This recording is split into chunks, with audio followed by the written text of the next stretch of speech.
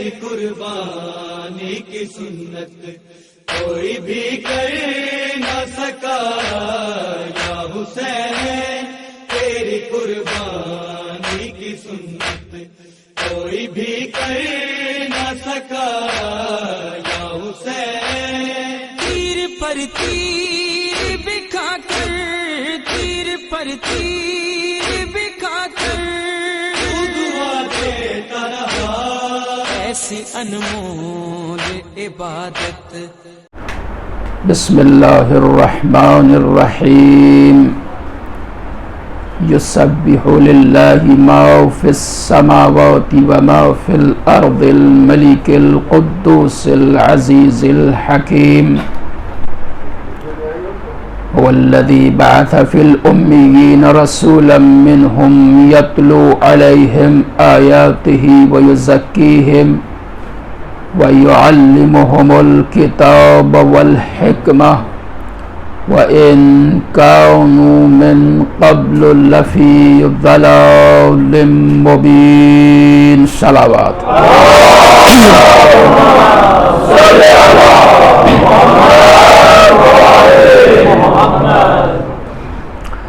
آغاز گفتگو سے پہلے یہ عرض اور گزارش ہے کہ آپ حضرات جتنا آگے آ سکتے ہیں اتنا سمٹ سکتے ہیں، سمٹ جائیں تاکہ بعد میں آنے والے مومنین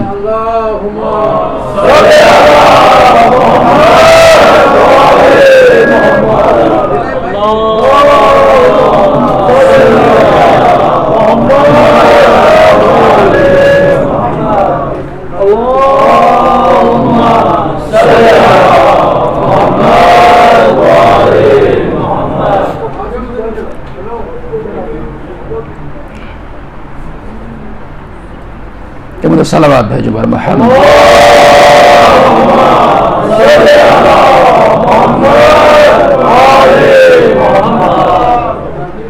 آپ کی خدمت میں یہ عرض کیا گیا کہ اسلام ہی انسانیت کی نجات اور فلاح کا واحد راستہ ہے، مگر نہ ہر اسلام کا دعوے دار سچا ہے اور نہ ہر اس قانون کو اسلام کہا جا سکتا ہے جس میں انسان کی اپنی مرضی شامل ہو، جس میں انسان کی اپنی دخل اندازی ہو۔ لہذا کون سا اسلام راہ نجات ہے؟ تو جواب یہ ہے وہ اسلام کہ جو اللہ نے بھیجا، وہ اسلام جو سرکار رسالت مآب لے کر کے آئے۔ تو آپ پوچھنے والا پوچھ سکتا ہے کہ دنیا میں تو مختلف ورژن ہیں، مختلف نسخے ہیں، مختلف دعوے ہیں، کہاں ملے گا وہ اسلام جو اللہ نے بھیجا، جو رسول اللہ لے کر کے آئے؟ تو اس کا مختصر جواب یہ ہے کہ اگر تحریر کی شکل میں دیکھنا ہے تو قرآن میں ملے گا، اور تصویر کی شکل میں دیکھنا ہے تو حسین کے پاس ملے گا، دربار حسینی میں ملے گا، پیغام حسینیت میں ملے گا، کربلا میں ملے گا۔ اور راز واقع کربلا یہی ہے کہ حق اور باطل جب تک واضح لباس میں ہوں تب تک انہیں پہچاننا آسان ہے، لیکن اگر باطل حق کا لباس پہن لے، حق کا لبادہ اوڑھ کر کے اپنی اصلیت کو چھپا لے، تو صرف حسینی بصیرت ہے جو اس نقاب کو الٹ دے گی، صرف حسینی بصیرت ہے کہ جو فرق کرتی ہے کہ اسلام کا دعویٰ تو دونوں کرتے ہیں، مگر یہ پہچانو کون اسلام سے کچھ لینا چاہتا ہے، کون اسلام کو سب کچھ دے لینا چاہتا ہے، کون اسلام کے نام پر سب کچھ لوٹ لینا چاہتا ہے، اور کون اسلام کے لیے سب کچھ لٹا دینا چاہتا ہے۔ ایک بار صلوات بھیجیں۔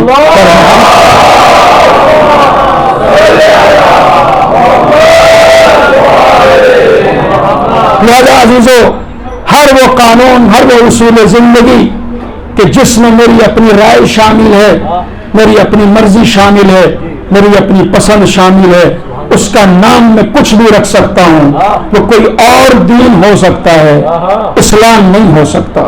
اگر اسلام کا مزاج جاننا ہے تو سورہ مبارکہ جمعہ میں پروردگار متعال کا ارشاد گرامی ہے کہ یسبح للہ ما فی السماوات وما فی الارض، جو کچھ آسمانوں میں ہے اور جو کچھ زمین میں ہے، جو کچھ ہے وہ اللہ کی تسبیح کر رہا ہے۔ جو حضرات صاحب علم وہ جانتے ہیں، یہ سب ہو جریان کو بتاتا ہے، کنٹینیوشن کو بتاتا ہے۔ ایسا نہیں ہے کہ کبھی تسبیح کر دی اور اس کے بعد چھٹی ہو گئی، ایسا بھی نہیں ہے کہ کبھی تسبیح کر لیں گے جب موقع ملے گا، فرمایا نہیں، یہ سب لگاتار لگاتار صبح و شام ہر آن کون تسبیح کر رہا ہے کہ آسمانوں اور زمین کے درمیان۔ اس کا مطلب یہ ہوا کہ سائنس بعد میں بتائے گی کہ آسمان کتنے ہیں، قرآن مجید پہلے بتا رہا ہے آسمان ایک نہیں ہے، سما نہیں ہے، سماوات ہے، ایک نہیں ہے، کئی ہیں۔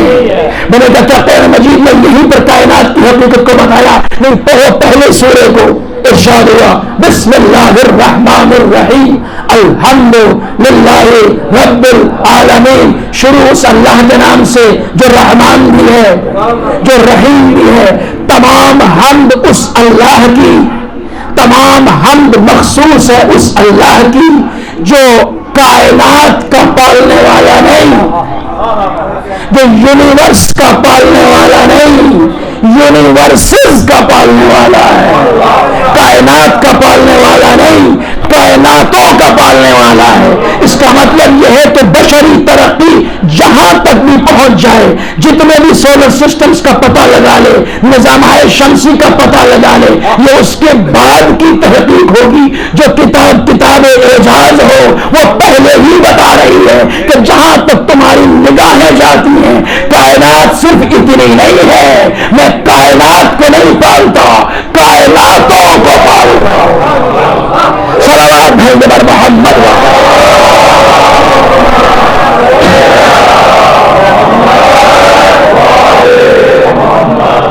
اس کے بعد پہلی مجلس نابغہ کی خدمت میں یہ ناچیز عرض کر چکا ہے کہ ہمیں لگتا ہے کہ جان صرف انسان میں ہے، جان صرف جانوروں میں ہے، اور زیادہ سے زیادہ سائنس نے ثابت کیا کہ پیڑ پودوں کے اندر بھی جان ہوتی ہے۔ میں نے کہا یہ سائنسی نظریہ ہے، آپ کو مبارک ہو، مگر قرآن مجید کہتا ہے جو کچھ ہے وہ تسبیح کرتا ہے، اور یہ تسبیح حالی تسبیح نہیں ہے کہ ہم اسے دیکھ کے سبحان اللہ کہتے ہیں۔ دوسرے مقام پہ قرآن مجید نے بالکل واضح کر دیا وَإِن مِّن شَيْءٍ إِلَّا يُسَبِّحُ بِحَمْدِهِ، میں نے ایسی کوئی چیز خلق ہی نہیں کی جو میری تسبیح نہ کرتی ہو۔ میں نے کہا پھر مجھے پتا کیوں نہیں چلتا کہ وَلَٰكِنَّ لَا تَفْقَهُونَ تَسْبِيحَهُمْ، لیکن تمہارا شعور اتنا بلند نہیں ہے کہ اس تسبیح کو سمجھ سکو، تمہاری سماعت اس قدر نہیں ہے۔ لا تفقهون تسبیحهم، تم ان کی تسبیح کو نہیں سمجھ سکتے۔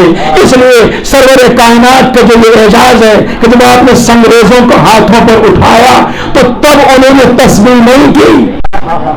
سرور کائنات کا اعجاز یہ نہیں ہے کہ سنگریزے آپ کے ہاتھ پر آئے، سنگریزے آپ کے ہاتھ پر آئے تو تسبیح کرنے لگے، نہیں، سرور کائنات کا اعجاز یہ ہے کہ سنگریزے جب آپ کے ہاتھ پر آئے تو انسان ان کی تسبیح سننے لگے۔ اس باریکی کو سمجھنے کی کوشش کیجیے گا، سنگریزوں سے تسبیح حضور نے نہیں کرائی، وہ تو قرآن مجید کا پہلے ہی اعلان ہے کہ وہ کر رہے ہیں۔ نہیں، یہ بشر جو سن نہیں پا رہا تھا اس کی سماعت کو اتنا بلند کر دیا کہ لوگ خود سن لو۔ یہ پتھر بھی تسبیح کرتے ہیں۔ صلوات بھیجو بر محمد وآل محمد۔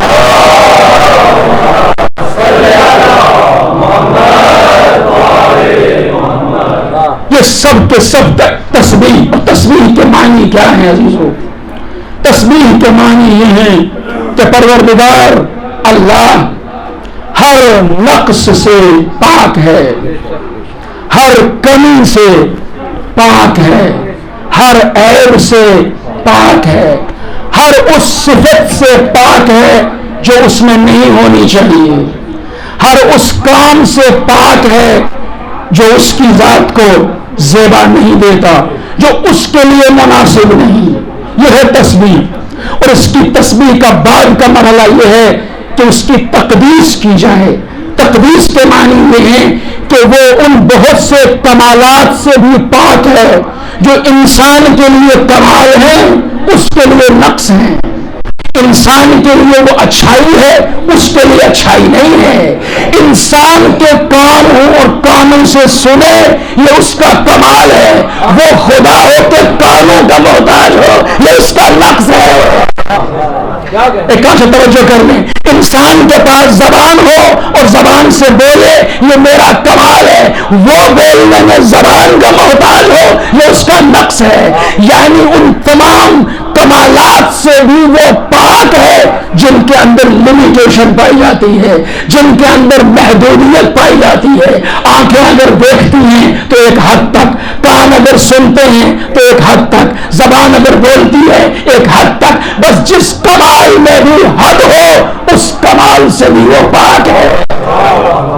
اس لیے کہ وہ ہر حد سے بالا تر ہے، ہر سوچ سے اوپر ہے، ہر فکر سے اوپر ہے. ایک بار صلوات بھیجیں پر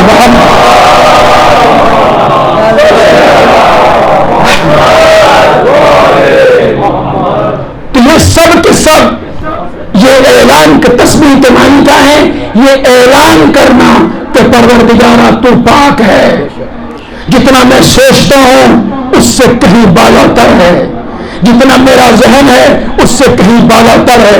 کئی مرتبہ ذہنوں میں خیال آتا ہے پتہ نہیں اس سے دعا کر رہے ہیں وہ قبول کرے گا یا نہیں، پتہ نہیں اس سے مانگ رہے ہیں وہ دے گا یا نہیں. ذہن سوچتا ہے انسان مانگ تو رہا ہوں پتہ نہیں دے گا یا نہیں دے گا. تو ذرا سوچو کہ اگر مجھ سے کوئی کچھ مانگ لے، مجھ سے کوئی کچھ طلب کر لے اور میرے پاس ہو، میں دے سکتا ہوں اور نہ دوں تو یہ میرا کمال ہے یا نقص؟ مجھ سے اگر کوئی کچھ طلب کر لے وہ میں دے سکتا ہوں اس کے باوجود نہ دوں تو یہ نقص ہے، دے دوں تو یہ انسانیت ہے. تو جب یہ بندے کی خوبی ہے کہ یہ مانگنے والے کو بلا جواب واپس نہیں کرنا چاہتا تو وہ ذات پروردگار کے اندر یہ نقص کہاں سے آ جائے کہ بندہ مانگ لے نہ دے.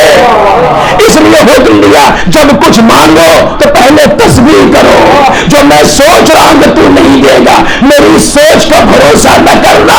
نہیں، جو کچھ بھی میں مانگ رہا ہوں میں نہ بھی مانگوں جو میرے حق میں بہتر ہے وہ تو عطا کر دیتا ہے. صلوات بھیجے بر محمد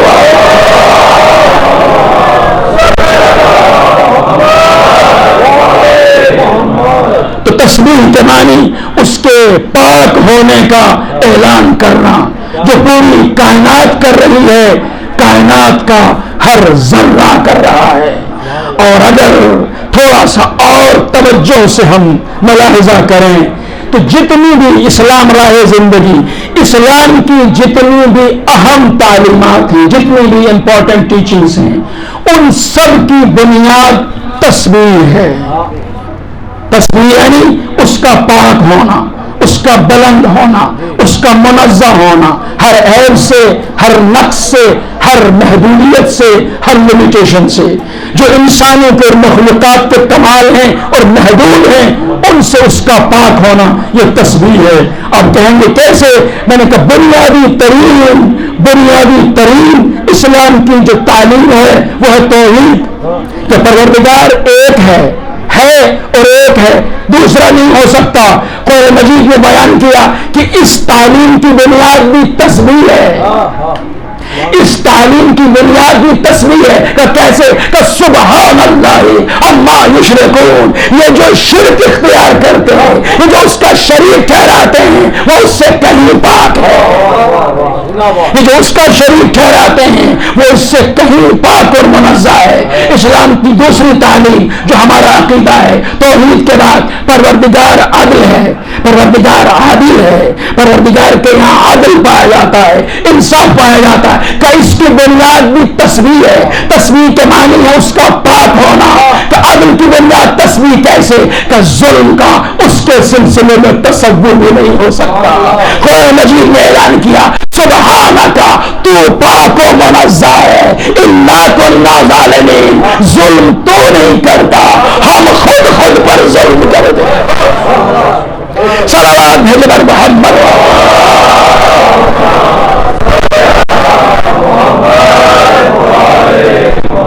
چونکہ ظلم سے زیب نہیں دیتا, حالانکہ وہ علی کل شیء قدیر, وہ جو چاہے کر سکتا ہے مگر ظلم نہیں کر سکتا.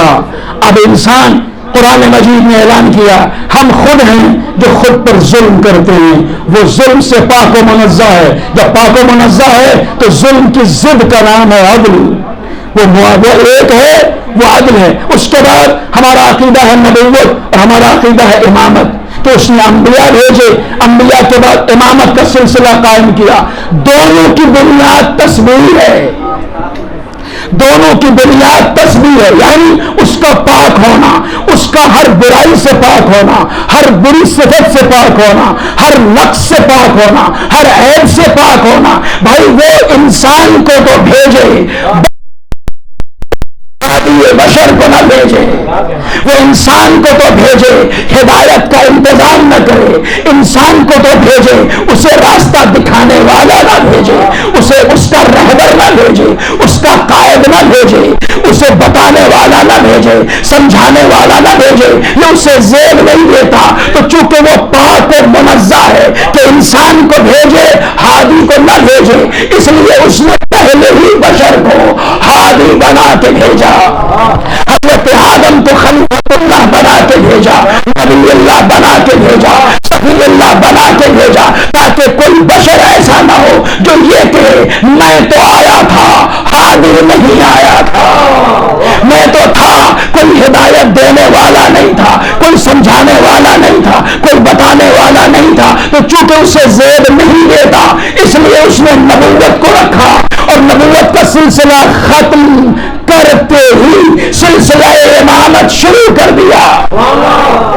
کافر توجہ کرنے, نبوت کا سلسلہ ختم کرتے ہی سلسلہ امامت شروع کیا, اور وہ بھی ایک خاص وقت میں ختم کیا, ایک خاص موقع پر ختم کیا. وگرنہ وہ چاہتا تو آدم پر ہی سلسلہ نبوت ختم کر دیتا, حضرت نوح پر سلسلہ نبوت ختم کر دیتا, حضرت سلیمان پر سلسلہ نبوت ختم کر دیتا, حضرت داؤد پر سلسلہ نبوت ختم کر دیتا, حضرت ابراہیم پر سلسلہ نبوت ختم کر دیتا, حضرت موسیٰ پر سلسلہ نبوت ختم کر دیتا, حضرت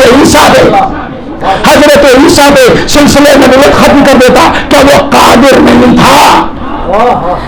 کیا وہ ایسا نہیں کر سکتا تھا؟ بالکل کر سکتا تھا, لیکن چونکہ وہ زبردستی بندے سے اپنا سجدہ نہیں کرانا چاہتا.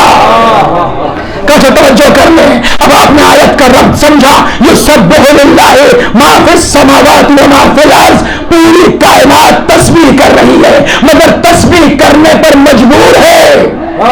سورج کبھی انکار نہیں کر سکتا کہ میں سجدہ نہیں کروں گا, چاند کبھی انکار نہیں کر سکتا کہ میں سجدہ نہیں کروں گا, ملائکہ کبھی انکار نہیں کر سکتے کہ ہم رکوع نہیں کریں گے, سنگریزے کبھی انکار نہیں کر سکتے کہ ہم تسبیح نہیں کریں گے. یہ جتنی بھی چیزیں پروردگار نے زمین و آسمان کے درمیان رکھ دی ہیں, کسی میں انکار کی گنجائش نہیں. پوری توجہ عزیزوں, تو انبیاء کی بعثت کا مقصد کیا ہے کہ یہ سب تسبیح کرتے ہیں. مجھے ان کی تسبیح کی ضرورت نہیں, انہیں میری تسبیح کی ضرورت ہے. یہ تسبیح کے محتاج ہے, میں نہیں. یہ فقیر ہے, میں نہیں. میں غنی ہوں. یہ سب ضرورت کے تحت, یہ سب جبر کے تحت میں نے انہیں ایسے ہی خلق کر دیا کہ تسبیح سے انکار نہ کر پائیں. پوری توجہ چاہتا ہوں. تو مجھے ایسی مخلوق بھیجنا ہے دنیا میں اپنا خلیفہ بنا کے. اب سب سجدہ کرتے ہیں مجبور ہو کے,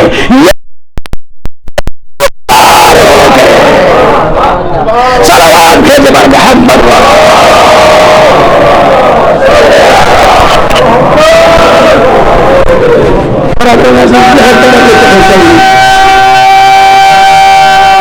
تکبیر, نعرہ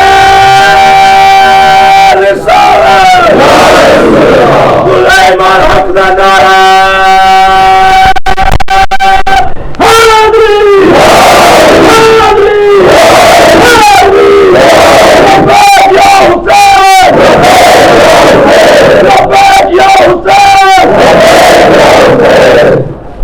اسلام راہ زندگی ہے.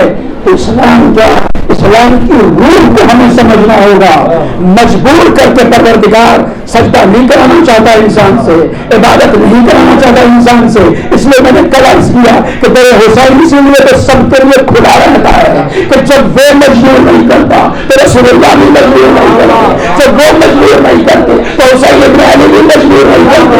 یہاں آنے کی آزادی ہے, یہاں سے جانے کی مجبوری نہیں, کسی کی مجبوری نہیں. اپنے اختیار سے آؤ, اپنے شعور سے آؤ, سوچ سمجھ کے آؤ, سارے درباروں کو چیک کر کے آ جاؤ. جب کہیں کچھ نہ ملے, جب ہر جگہ سے بھٹک جاؤ تو آؤ میرے حسین پہ, سب بھی آؤ, حسین قبول کرنے کے لیے وہ دربار وہ ہے کہ جہاں تک کبھی بھی توبہ کا دروازہ بند نہیں ہوتا. تو چونکہ وہ مجبور نہیں کرتا, یہ مائک بھی تسبیح کر رہی ہے, یہ مائک بھی سجدہ کر رہی ہے, یہ منبر بھی تسبیح کر رہا ہے, یہ منبر بھی سجدہ کر رہا ہے, یہ امام بارگاہ بھی تسبیح کر رہی ہے, یہ امام بارگاہ بھی سجدہ کر رہی ہے. جو کچھ زمین اور آسمانوں کے درمیان ہے اس کا صاف اعلان ہے, وہ میری تسبیح بھی کرتا ہے, وہ میری تسبیح بھی کرتا ہے, وہ میرا سجدہ بھی کرتا ہے. ہوگا چاند تمہاری نظر میں بڑا مگر میرا سجدہ کرتا ہے, ہوگا سورج تمہاری نظر میں بڑا مگر میرا سجدہ کرتا ہے, ہوگا کوہ ہمالیہ تمہاری نظر میں بڑا میرا سجدہ کرتا ہے, ہوگا دریائے گنگا تمہاری نظر میں بڑا مگر میرا سجدہ کرتا ہے, میری تسبیح کرتا ہے, میری تقدیس کرتا ہے. یہ دریا ہو یا پہاڑ ہو, یہ جو کچھ بھی ہے سب میری تسبیح کرتے ہیں, میرا سجدہ کرتے ہیں. اور کبھی میں نے انکار کی گنجائش نہیں دی کہ جب چاہے انکار کرتے ہیں. یہ سب سجدہ کرتے ہیں, تسبیح کرتے ہیں, میرے حکم سے مجبور ہوتے ہیں. اے میرے بندے, تو ان سب کو دکھا دے کہ میرے پاس ہزاروں چوائسز ہیں, میں کسی بھی دربار میں جا سکتا ہوں, میں کسی بھی دربار میں جا سکتا ہوں, مگر لا الہ سب کو چھوڑ کے تیرے پاس آنا چاہتا ہوں.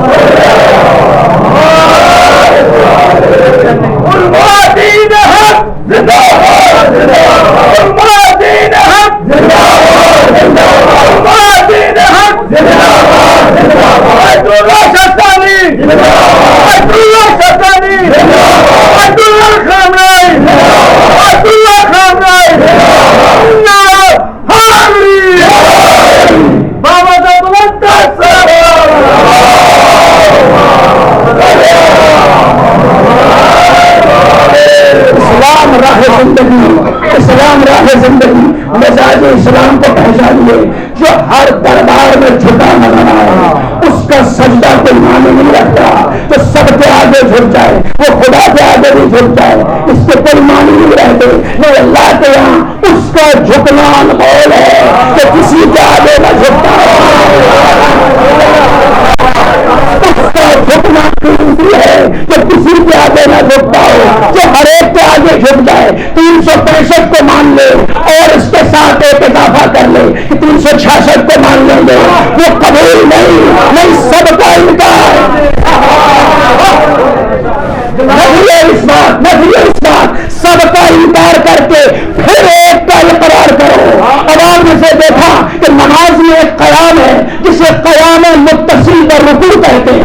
قیام متصل برکوع وہ ہے جو قرات کے بعد مختصر سا قیام ہے کہ کھڑے رہو پھر رکوع کرو, کھڑے رہو پھر رکوع کرو. جیسے ہی تلاوت ختم ہو جائے فوراً جھک مت جانا. میں نے کہا یہ تھوڑی دیر کھڑے ہونے کا فلسفہ کیا ہے, تو میرے ماں کی ذہن میں یہ بات آئی. اس کا فلسفہ یہ ہے کہ تھوڑی دیر رک کے کہو پروردگارا یہ سر کسی کے آگے نہیں جھکتا,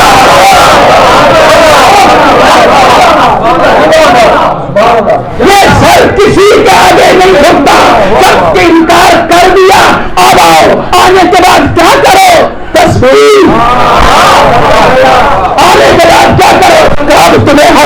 کسی کا، کہو سبحان ربی العظیم، صلوات بھیجو۔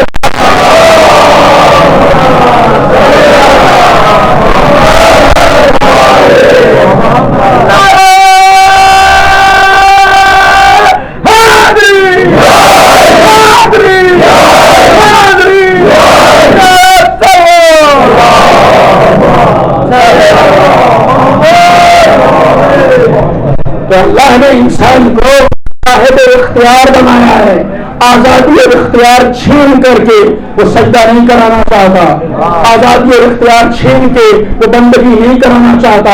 یہی وجہ ہے بندے کو اختیار دیا ہے، جو چاہے کرے، جہاں چاہتا ہے جھکے، جہاں چاہتا ہے نہ جھکے، نہ وہ یہاں اجر دیتا ہے نہ وہ یہاں سزا دیتا ہے، آزاد چھوڑ رکھا ہے۔ اختیار تمہارا، انتخاب تمہارا۔ ہاں، جتنے بھی اس اختیار اور انتخاب کے لیے تمہیں جو کچھ چاہیے میں دوں گا۔ دیکھنا چاہتا ہے نا، دیکھنا چاہتا ہے، آنکھیں میں دوں گا، سننا چاہتا ہے، کان میں دوں گا، سوچنا چاہتا ہے، دماغ میں دوں گا، سمجھنا چاہتا ہے، ذہن میں دوں گا، اپنے باطل کا فیصلہ کرنا چاہتا ہے، عقل میں دوں گا۔ اب بھی اگر کہیں تک نہیں پہنچ پا رہے ہو تو نبی بھی میں دوں گا، اگر کہیں نہیں پہنچ پا رہے ہو نبی بھی میں دوں گا، امام بھی میں دوں گا، محمد بھی میں دوں گا، حسین بھی میں دوں گا۔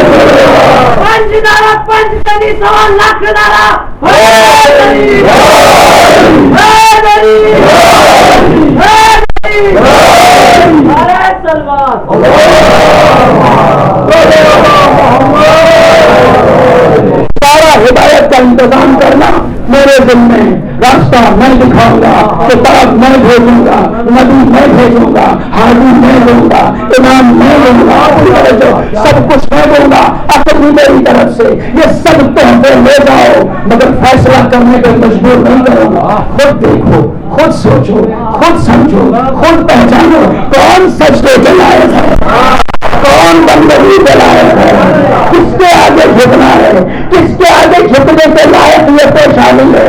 لہٰذا وہ سجدہ جہاں تک ہے، وہ سجدہ انمول ہے، اس شخص کا جھکنا قابل قبول ہے جو کسی کے آگے نہ جھکتا ہو، جو کسی کے آگے نہ جھکے۔ اس نے کہا لا الہ، کوئی معبود نہیں، جو اللہ کے آگے جھک گیا۔ اس نے کہا الا اللہ، کوئی خدا نہیں سوائے تیرے، کوئی لائق عبادت نہیں سوائے تیرے، کوئی لائق سجدہ نہیں سوائے تیرے۔ صلوات بھیجو محمد۔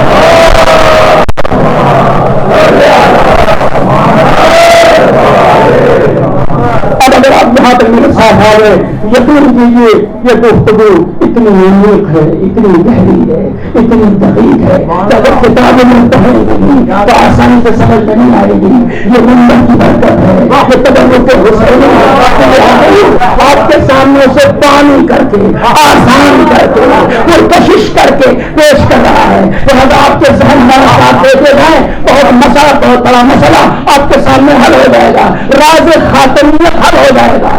آدم خاتم الانبیاء ہوا، کیوں نہیں نوح خاتم الانبیاء ہوا، کیوں نہیں موسیٰ خاتم الانبیاء ہوا، کیوں نہیں ابراہیم خاتم الانبیاء ہوا، کیوں نہیں اسماعیل خاتم الانبیاء ہوا، کیوں نہیں عیسیٰ خاتم النبیین ہوا۔ آخر سرکار نے سالت معافی کیوں؟ تو پہلا جواب جو اللہ بندے کو مجبور نہیں کرنا چاہتا، اللہ بندے کی تربیت کرنا چاہتا، اللہ بندے کو دھیرے دھیرے سکھانا چاہتا ہے، اللہ بندے کو دھیرے دھیرے پڑھانا چاہتا ہے، اللہ بندے کے شعور کو آہستہ آہستہ بلند کرنا چاہتا ہے کہ ابھی نبوت ختم کر دوں، ابھی ذہن پختہ نہیں ہوا، ابھی نبوت ختم کر دوں، ابھی اس نے پڑھا ہی نہیں، ابھی سیکھا ہی نہیں، ابھی انبیاء کی قدر کرنا جانتا ہی نہیں، ابھی اللہ کی کتاب کو محفوظ کرنا اس نے سیکھا ہی نہیں، بچانا جانتا ہی نہیں۔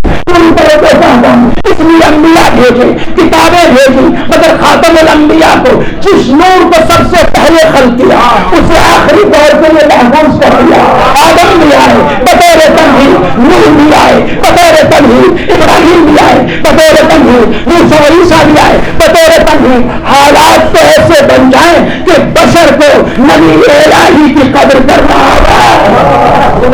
ذہن اتنا بلند ہو جائے، اجتماعی ذہن، اجتماعی شعور اتنا بلند ہو جائے کہ اگر اور کچھ نہ کر پائے تو اللہ کی کتاب کو تو محفوظ کر سکے، اللہ کی کتاب کو تو بچا سکے، اللہ کی کتاب کو کم سے کم تحریر تو کر سکے، ذہنوں میں محفوظ تو کر سکے. میں نے کہا پھر بھی راز خاتمیت سمجھ میں نہیں آیا کہ ابھی ٹھیک ہے بشر نے بہت ترقی کر لی، ذہن بشر کا بہت آگے جا چکا، اب اسے انبیاء کی قدر آ گئی، مگر ابھی بھی تو غلطی کا امکان ہے، ابھی بھی تو ہو سکتا ہے بھیجنے والے نے کچھ بھیجا، سننے والے نے کچھ سنا، لکھنے والے نے کچھ لکھا، کچھ بھی تغیر ہو سکتا ہے، تبدل ہو سکتا ہے، پھر بھی تو انتظام مکمل نہیں ہوا. کہ نہیں، اب پروردگار کی طرف سے انتظام ہو چکا ہے، اب نبوت کو ختم ہو جانا چاہیے. عیسیٰ پہ نبوت اس لیے ختم نہیں ہو سکتی کہ کوئی انجیل کو محفوظ کرنے والا نہیں، کوئی انجیل کو محفوظ کرنے والا نہیں. علم کا دریا تو ہے، علم کا سمندر تو ہے، اس سمندر کو کوئی کوزے میں سمیٹنے والا نہیں. کو کہا دے لے جا رہا ہوں، کہاں سے توجہ کر رہا ہوں. علم کا سمندر تو ہے. عیسیٰ کے پاس کتنا علم ہے، مردوں کو جگہ دیتے ہیں، کھلا دیتے ہیں، بیماروں کو شفا دیتے ہیں، وہ بیمار کے جن کا کوئی علاج نہیں کر سکتا. صاحب کرامات، صاحب اعجاز، صاحب اللہ کے نبی ہیں، عظیم نبی ہیں، ان کا وجود خود معجزہ ہے. حضرت مریم والدہ گرامی ہیں، پروردگار نے اپنی خاص عطا، خاص اعجاز سے انہیں اس دنیا میں بھیجا ہے. دریائیں، سمندر ہے ان کا، مگر کوئی نہیں جو اس سمندر کو کوزے میں سمیٹ سکے. لہذا نبوت ختم نہیں ہوگی، اس نبی پہ نبوت ختم ہوگی جو اگر مدینۃ العلم ہو تو کوئی اس شہر کا دروازہ بھی ہو. علی کی بادشاہی ہے، علی کی بادشاہی ہے، علی حزب الہی ہے. ہر ایک میزان سے بولا علی بولا، علی بولا، صبح کے ساتھ دل بولا علی بولا، علی بولا. حیدری آواز بلند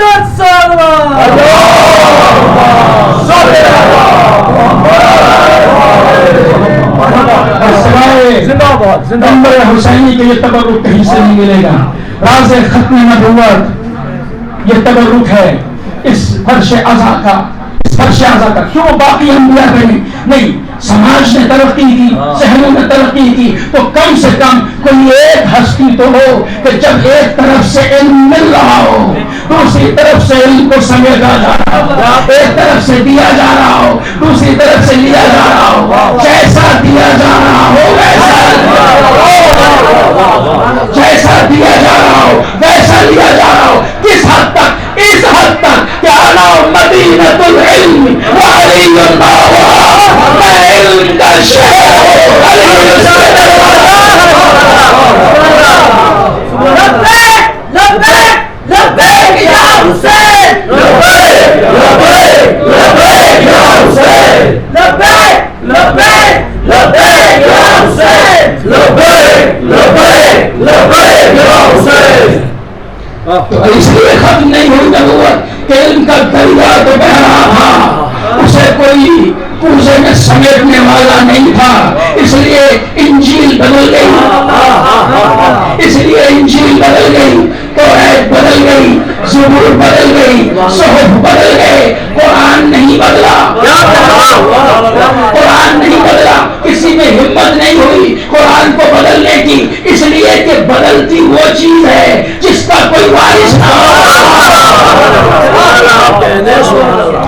بدلتی وہ چیز ہے جس کا کوئی وارث نہ ہو. قبضہ اس پراپرٹی میں، اس جائیداد پہ ہوتا ہے جس کی کوئی دیکھ بھال کرنے والا نہ ہو. جس کا کوئی وارث ہوتا ہے اس کی طرف کوئی آنکھ اٹھا کے نہیں دیکھ سکتا. لہذا یہ نہ سوچنا کہ بعد رسول علی کو مسند نہیں ملی، یہ نہ سوچنا نہیں علی کو جو مسند اللہ نے دی تھی وہ کوئی چھین نہیں سکتا. جو مسند اللہ نے عطا کر دی، جو عہدہ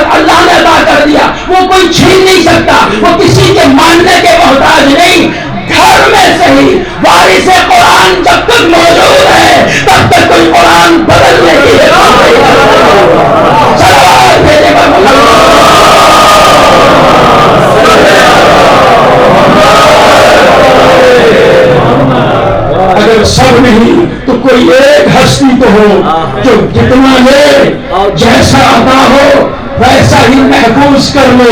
میں نے عرض کیا کہ علم کے سمندر کو کوزے میں سمیٹے تو کوزہ تو بہت بڑی چیز ہے, یہاں سارا علم ایک نقطے میں سمٹ آیا.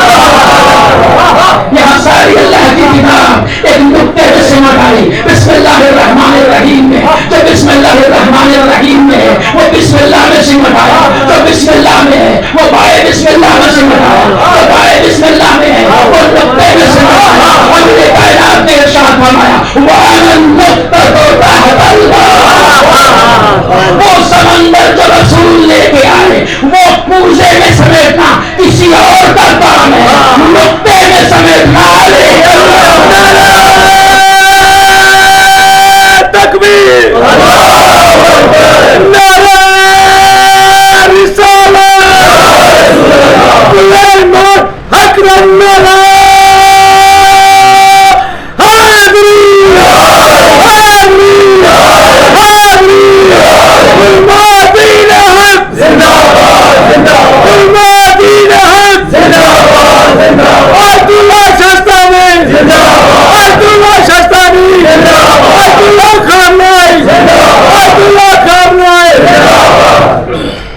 لہذا جب اس اللہ کے پیغام کو کوئی محفوظ کرنے والا ہو, کوئی بچانے والا ہو, کوئی سمیٹنے والا ہو, کوئی آگے بڑھانے والا ہو, تو اللہ نے نبوت کی ضرورت نہیں سمجھی. بس یہیں پہ نبوت ختم, آپ خاتم النبیین ہیں. اس کے بعد جب آپ پردہ فرما دیں گے, جب آپ چھپ جائیں گے تو آپ یہ اعلان کر کے جائیں گے کہ اگر میں پردے میں چلا جاؤں تو یہ نہ سمجھنا دین ختم ہو گیا. میرے پردے میں جانے پر ایک چہرہ ظاہر ہوگا, میرے پردے میں جانے پر ایک سلسلہ شروع ہوگا, میرے پردے میں جانے پر ایک سلسلہ شروع ہوگا. میں نے کام سمجھیں گے کیسے؟ غدیر میں دیکھو, سوالات حاجیوں کے مجمع میں دیکھو. اعلان تو میں زبان سے بھی کر سکتا تھا مگر ہاتھوں سے اتنا اٹھا کے یہ دکھانا چاہتا ہوں کہ اگر میں چھپا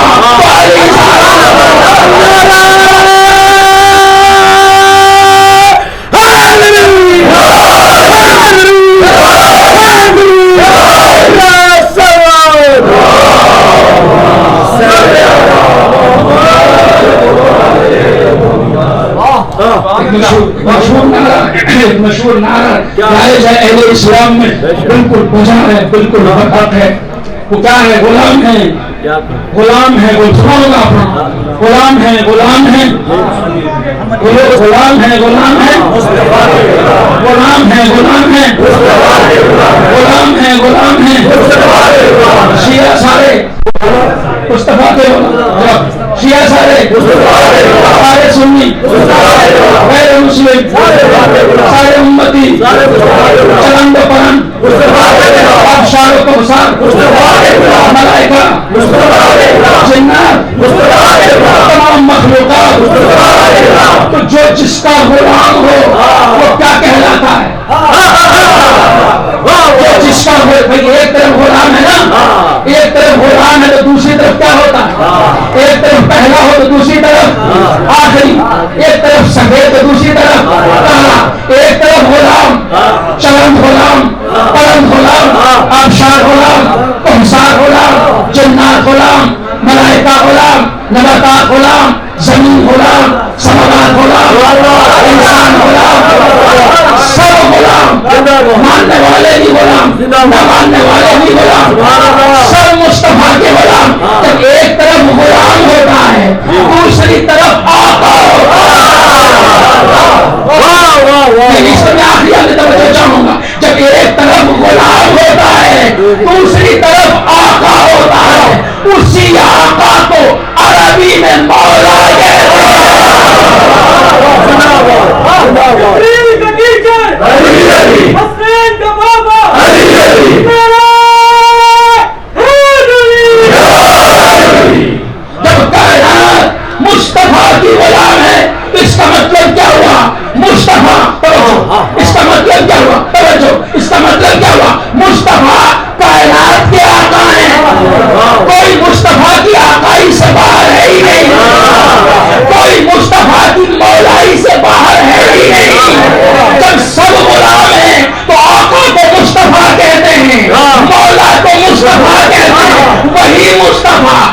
علی آقا غدیر میں علی کو ہاتھوں پہ اٹھا دیں گے. جس کا میں آقا ہوں اس کے علی آقا.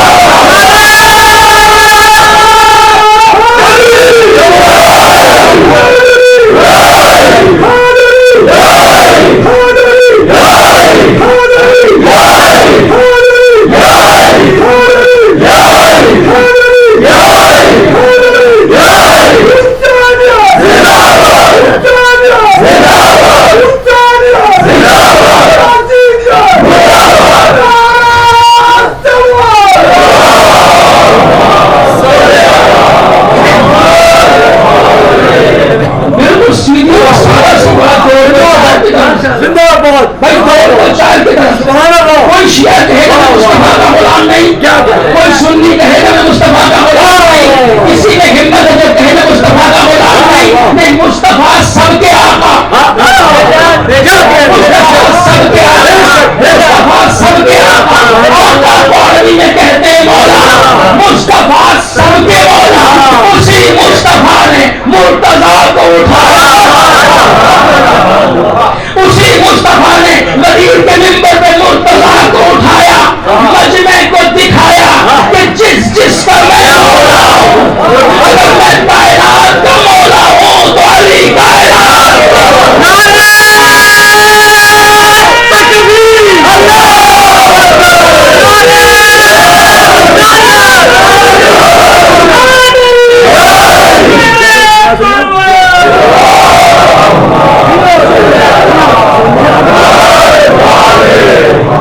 لہذا کوئی آپ سے پوچھتا ہے آپ کیوں کہتے ہیں انہیں مولا کائنات, تو آج منبر سے تبرک مل گیا, کیوں نہ کہیں مولا کائنات. اور کائنات تو بہت چھوٹی سی چیز ہے, علی کا نام بڑا, کائنات چھوٹی ہے, کیونکہ کائنات کے سوا ہمارے پاس کوئی لفظ نہیں ہے. وگرنہ جس طرح سے توجہ, جس طرح سے الحمدللہ رب العالمین, وہ عالمین کا رب ہے, وما ارسلناک الا رحمۃ للعالمین, یہ مصطفیٰ عالمین کے آقا ہیں. جب وہ عالمین کا رب ہے, یہ عالمین کے آقا ہیں, مصطفیٰ عالمین کے آقا ہیں, اور مرتضیٰ عالمین کے مولا ہیں.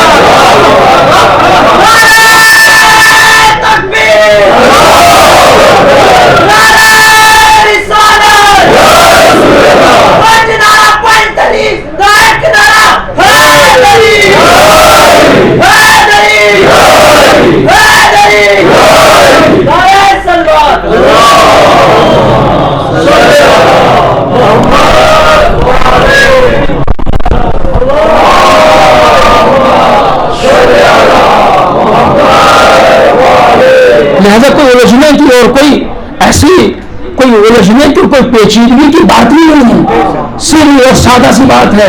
لہذا جب اللہ نے وہ ہستی عطا کر دی کہ جو نصف نور ہے, جو نور مصطفیٰ کا حصہ ہے, جب نصف نور ملا نصف نور سے اپنے کو کردگار نے دیکھا غرور سے, تو جب وہ ہستی آ گئی, جب وہ ہستی آ گئی تو جو وارث بن سکتی ہے, ابھی بھی انتظار ہے, کم سے کم 10 برس کا ہو جائے پھر اعلان نبوت ہو. کیونکہ کوئی تو ہو جو وعدہ نصرت کر سکے, کوئی تو ہو جو یہ کہے کہ میں ساتھ دوں گا, میں نصرت کروں گا. وگرنہ اتنے انتظار کی کیا ضرورت, چونکہ حضور ایک مشن لے کے آئے ہیں, مشن کی ایک تمہید ہوتی ہے, مشن کا ایک وارث ہوتا ہے. کوئی بھی سمجھدار وارث کے بغیر مشن شروع ہی نہیں کرتا. شروع تو کر لوں, بچائے گا کون, شروع تو کر لوں, سنبھالے گا کون, شروع تو کر دوں, آگے بڑھائے گا کون, بات تو کروں, مانے گا کون. ارے جب تک سننے والا نہ ہو تو ذاتی بولتا نہیں, جب تک سننے والا نہ ہو تو بولنے والا بولنے سے پرہیز کرتا ہے. تو جب تک بچانے والا نہ آ جائے تب تک نبوت کا آغاز کیسے ہوگا.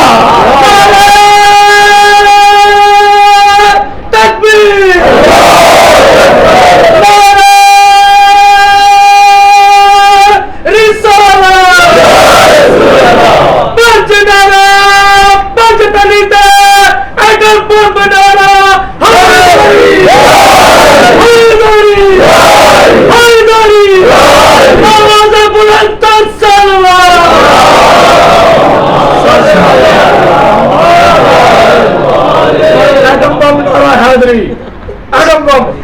صلوات بھیجو۔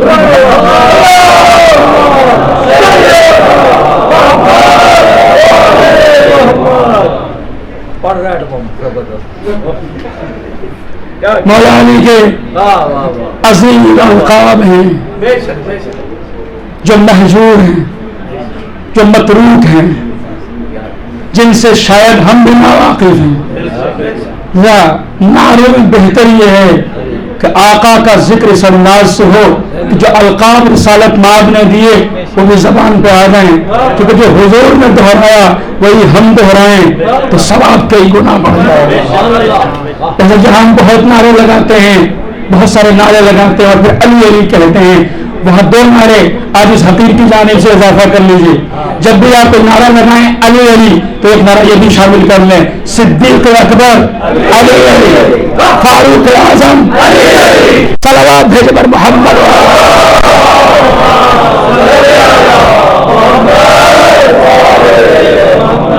یہ رسول اللہ کے دیے ہوئے القاب ہیں، حضور کے دیے ہوئے القاب ہیں جو متروک ہو گئے، جو متروک ہو گئے۔ صلوات بھیجے پر محمد۔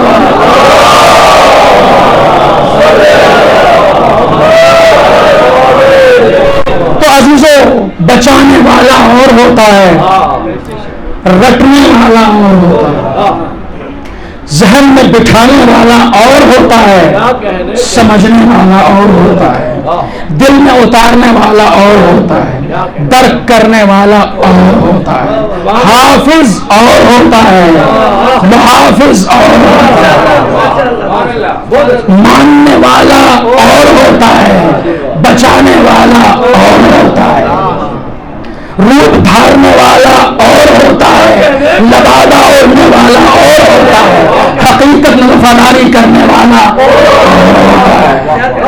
لہذا کچھ وہ ہیں جو اسلام کو بچانا چاہتے ہیں، کچھ وہ ہیں جو قرآن کو بچانا چاہتے ہیں، کچھ وہ ہیں جو قرآن کے ذریعے خود کو بچانا چاہتے ہیں، تو قرآن کا سہارا لے کے خود کو بچانا چاہتے ہیں۔ تب سے لے کے آج تک یہ سلسلہ چلا آ رہا ہے۔ اپنے اوپر باری آئی تو انسان کہتا ہے میں قرآن کی قسم بھی کھا لوں گا، چاہے کبھی قرآن کو کھول کے بھی نہ دیکھا ہو، قرآن کے لفظ سے بھی واقف نہ ہو، قرآن کی عظمت کا بھی احساس نہ ہو، بات بات پہ قرآن کی قسم، قرآن کھولنے پہ تیار، قرآن کو سر پر رکھنے کے لیے تیار، قرآن کی قسم کھانے کے لیے تیار، مگر نہیں تیار تو قرآن پڑھنے کے لیے، نہیں تیار تو قرآن سمجھنے کے لیے۔ ہمیں دیکھنا چاہیے نا، اسلام راہ زندگی کا مطلب یہ نہیں ہے کہ اسلام کو چومو، آنکھوں سے لگاؤ اور تاک پہ رکھ دو۔ اسلام راہ زندگی کا مطلب یہ ہے آنکھوں سے لگانے اور چومنے کے بعد اسے سمجھو، پھر اپناؤ، اسے زندگی میں لے کر کے آؤ۔ بہت فرق ہے عزیزو قرآن کا نام لینے والوں میں۔ ایک منظر جنگ صفین کا ہے کہ جہاں پر ایک لشکر کے اوپر بند گئی، اب اس کے بچنے کی کوئی صورت نہیں، جو وقت نہیں ہے میں اشاروں میں گفتگو کروں، اب اس کے بچنے کی کوئی صورت نہیں۔ مالک اشتار آخری خیمے تک پہنچنے والے ہیں، بالکل قریب ہے کہ یہ جنگ ختم ہو جائے، بالکل قریب۔ کل میں نے یزیدیت اور حسینیت کا فرق بتایا نا آپ کو، آج بھی سن لیجیے، اب جنگ قریب ہے کہ ختم ہو جائے، سارا فساد ختم ہو جائے، سارا فتنہ ختم ہو جائے، ساری برائی ختم ہو جائے۔ لیکن جب خطرہ آیا تو اب ادھر اس لشکر کی طرف سے قرآن مجید کو نیزوں پہ اٹھایا گیا۔ یہ تاریخ کا حصہ ہے، یہ تاریخ میں لکھا ہے، قرآن مجید کو نیزوں پہ اٹھا لیا گیا کہ ہم سے جنگ نہ کی جائے، ہم قرآن والے ہیں، ہم سے نہ لڑا جائے، ہم قرآن والے ہیں۔ یہی قرآن تو کل بھی تھا، کل کیوں نہیں اٹھایا؟ پرسوں بھی تھا، پرسوں کیوں نہیں اٹھایا؟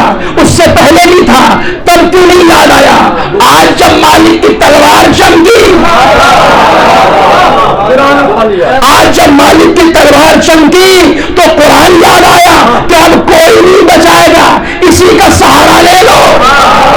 اب قرآن کی آڑ میں چھپ جاؤ اگر بچنا چاہتے ہو۔ بھائی جن کا کام صرف بچنا ہوتا ہے، اسی صفین کی تاریخ میں لکھا کہ کوئی ایسا بھی تھا کہ چمکتی تلوار کے آگے جب اسے کچھ سمجھ میں نہیں آیا کہ خود کو کیسے بچائے تو اس نے کپڑے اتار دیے۔ وہاں پہ بچنے کے لیے کوئی اور سہارا بنا۔ آج بچنا چاہتے ہیں تو قرآن کو اٹھا لیا، مولا کا حکم آیا، میں قرآن ناطق ہوں، ہوں، میں سمجھتا ہوں تفسیر بھی، میں سمجھتا ہوں تشریح بھی، میں سمجھتا ہوں تعویل بھی، وہ تحریر ہے قرآن کی، یہ تصویر ہے قرآن کی. دھوکے میں مت آؤ، دھوکے میں مت آؤ. ان کے اس قرآن اٹھانے پر بھروسہ نہ کرو، مگر لاشعور، نادان اور جاہل افراد قرآن کو دیکھ کر کے قدم پیچھے ہٹنا شروع ہو گئے. مولا علی کو مجبور کرنا شروع کر دیا. اب کیا ہو گیا؟ سامنے قرآن آ گیا. پوری توجہ چاہتا ہوں. اس کا مطلب یہ ہے کہ ہمیشہ چالاک لوگ بے وقوفوں کو اسلام کے نام پر بے وقوف بنا دے.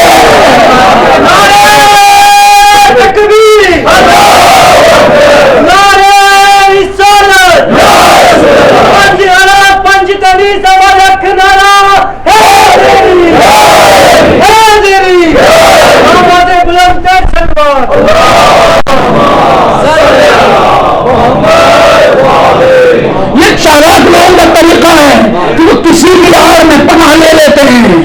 جہاں کچھ نظر آئے، جہاں سے بچاؤ ممکن نظر آئے، وہاں پناہ لے لیتے ہیں. تو قرآن اٹھا لیا، بیوقوف بنا لیا، وقتی طور کے اوپر بچ گئے. تو سمجھ میں آیا ایک حسینی اسلام ہے، ایک یزیدی اسلام ہے.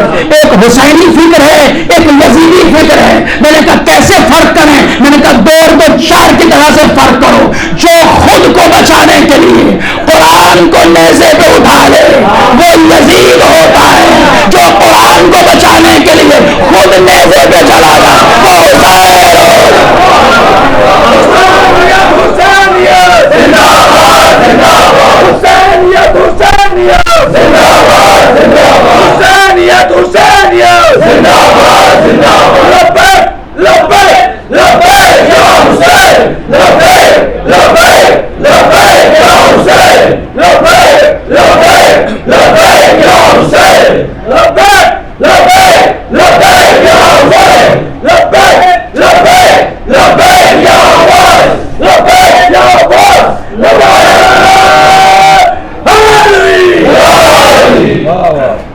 وہ عزیزو اسلام راہ زندگی ہے، مگر کون سا اسلام؟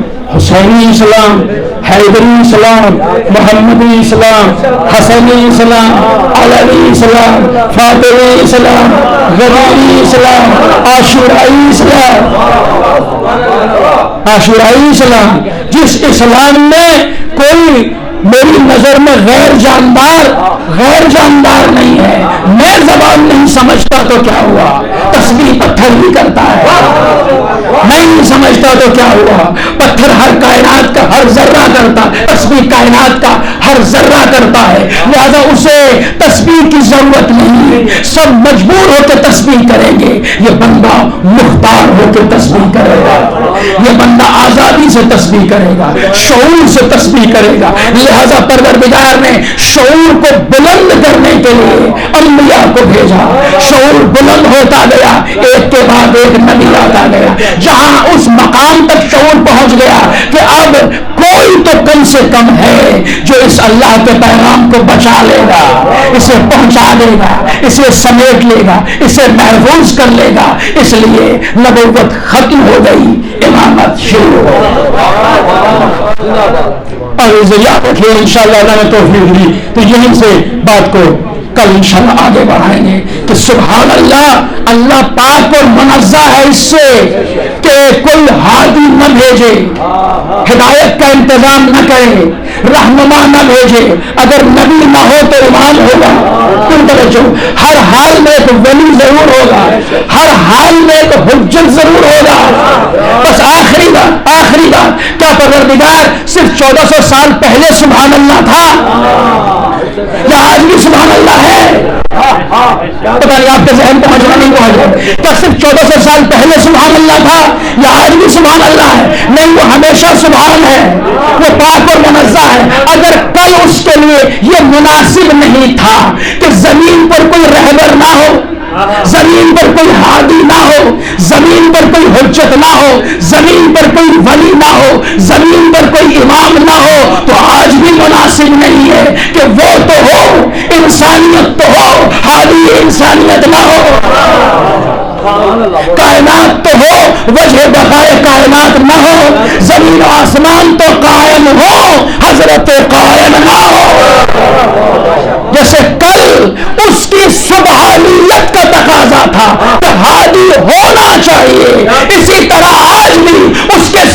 اللہ ہونے کا تقاضا ہے کہ امام ہونا چاہیے.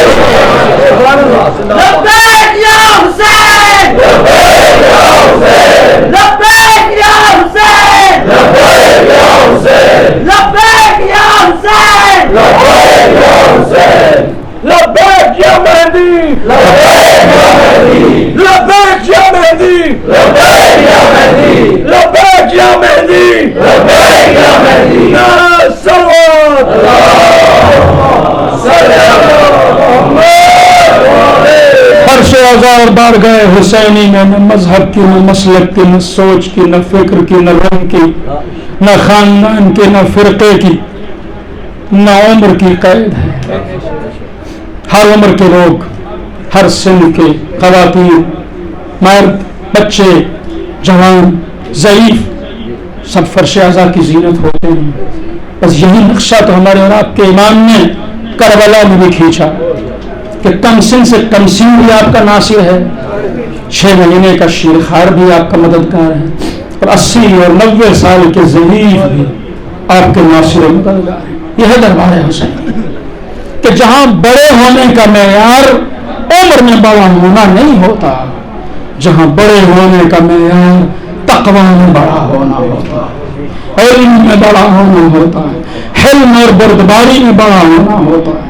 لہذا عزیزو، یہاں کے 13 سالہ بچے کی بھی آواز ہے کہ موت میرے نزدیک شہد سے بھی زیادہ شیرین ہے. اور ایک 90 سال کا ضعیف 3 محرم کی شب آ گئی عزیزو، ایک 90 سال کا ضعیف، سیاہ فام، حبشے کا رہنے والا، سیاہ بھی ہے، عمر بھی زیادہ ہے، مگر شرف غلامی امام کا حاصل ہے. شرف غلامی امام کا حاصل ہے. حضرت جان امیر کائنات نے خریدا، حضرت ابوذر کے سپرد کیا. حضرت ابوذر غفاری کی صحرا میں جنگل میں وفات ہوئی. واپس حضرت جان مدینے آئے، مولا کائنات کے پاس رہے، مولا کائنات کی شہادت ہوئی، امام حسن کے پاس رہے. جب امام حسن دنیا سے رخصت ہوئے، آپ کی شہادت ہوئی، تو امام حسین کے پاس آ گئے. اور یہ غلام دامن ایمان سے ایسے وابستہ رہا، ایسے چسپاں رہا کہ امام نے جب مدینے سے ہجرت کی تو جان بھی ساتھ ساتھ. امام مکے پہنچے تو جان بھی ساتھ. امام کربلا میں رکے، قیام کیا تو جان بھی ساتھ. رب عزیز و عاشور آ گئی، ظہر کا ہنگام آیا، کس حال میں نماز ظہر ادا ہوئی. اس کے بعد تاریخ میں ایک منظر دیکھا کہ ایک سیاہ فام غلام، ایک ضعیف علوم، ایک سن رسیدہ شخص بارگاہ امام میں حاضر ہے، ہاتھوں کا بوسہ لیتا جا رہا ہے اور ایک ہی عرض کر رہا ہے، مجھے میدان کارزار میں جانے دیجیے، مجھے میدان جنگ میں جانے کی اجازت دیجیے. عزاداروں 3 محرم کی شب آ گئی، خدا آپ کو کسی غم میں نہ رلائے، بس ایک عرض ہے، اب گریے میں کمی نہ کیجیے. امام زمانہ کو پرسہ دے دیجیے، شہزادی کونین کو پرسہ دے دیجیے. حافظو جان کو اجازت نہیں مل رہی. امام کے فقہ عجیب ہے، ہمارے پاس آرام کرنے آئے تھے نا، اب ہم تمہیں کیسے سختیوں کے حوالے کر دیں. جان کہتے آقا یہ بھی کوئی وفا ہوگی کہ جب آرام اور آسائش تھی تب آپ کے ساتھ رہوں، آج جب مشکلیں آئیں تو ساتھ چھوڑ دوں، یہ نہیں ہو سکتا. ہاں عزیزو، جو ہم کو جب اجازت نہیں ملی، اللہ آپ کو صحت دے، جوانوں کی جوانیاں قائم رہے، صاحبان اولاد کی گولیاں آباد رہے، جو بے اولاد ہیں انہیں اولاد صالح عطا ہو، جو بیمار ہیں انہیں شفا کامل عطا ہو. ایک خاص مریضہ کے لیے دعا کے لیے کہا گیا پروردگار ان مریضوں کو شفا کاملہ عطا کرے. حاضر جب کہیں سے بھی اجازت نہیں ملی تو جان نے دوسرا طریقہ اختیار کیا. عجیب طرح سے گنگنانے لگے, ہاں مولا مجھے کہاں اجازت ملے گی, مجھے پتا ہے نا میرا رنگ سیاہ ہے, مجھے پتا ہے نا میرا کوئی حسب نہیں, میرا کوئی نسب نہیں, میرا کوئی قبیلہ نہیں, میرا کوئی خاندان نہیں, میرا کوئی پیچھے نہیں, میں حبشہ کا ہونا اس لیے, میرے جسم سے پورے بداتی ہے اس لیے, میرا خون سیاہ شاید اس لیے آپ اجازت نہیں دیں گے. اور جب جان نے اس طرح سے گڑگڑانا شروع کیا, اجرکم اللہ, امام نے اجازت دی. 3 دن کی بھوک و پیاس کے عالم میں حضرت جان میدان کارزار کی طرف گئے. لکھا ہے کہ 25 یزیدیوں کو واصل مال کیا, مگر اس کے بعد تنہا کب تک لڑتے ہیں. ایک وقت آیا جب زمین کربلا پہ آ گئے. حافظو پہچانو امام کون ہوتا ہے, مولا کون ہوتا ہے. اب مولا جو دوڑے ہوئے جان کے سہارے آئے تو ویسے ہی آئے جیسے علی اکبر کے سہارے آئے, ویسے ہی آئے جیسے عباس علمدار کے سہارے آئے. ارے جان کا سر اپنے زانوں پہ ویسے ہی رکھا جیسے کچھ دیر میں کڑی جوان علی اکبر کا سر زانوں پہ ہوگا. جان میں 90 سال کے ضعیف العمر جان نے جب زانوے روم پہ دم توڑا, شہادت سے ہم آغوش ہوئے تو میرے مولا نے ہاتھوں کو آسمان کی طرف بلند کیا اور ایک دعا فرمائی, اللہم بیض وجہہ, پروردگارا جان کے چہرے کو نورانی کر دے, جان کے بدن کو معطر کر دے. مجھے نہیں معلوم میرے آقا نے لاشائے جان کو کس طرح سے گنجے شہداء میں پہنچایا, اور مگر تاریخ میں ملتا ہے کہ جب سب شہداء کو دفن کر دیا گیا, جان کا لاشا نہ ملا. 10 دن گزرے, ادھر سے قبیلہ بنی اسد کے کچھ افراد کا جو گزر ہوا. تاریخی میں کیا دیکھتے ہیں, کہیں دور سے ایک خوشبو ہے جو آ رہی ہے, ایک نور ہے جو آسمان کی طرف جا رہا ہے. اب جب اس خوشبو اور نور کے پیچھے چلے تو کیا دیکھا, وہ سیاہ فام حبشی غلام کا چہرہ چاند سا چمک رہا ہے, بدن سے خوشبوئیں آ رہی ہے.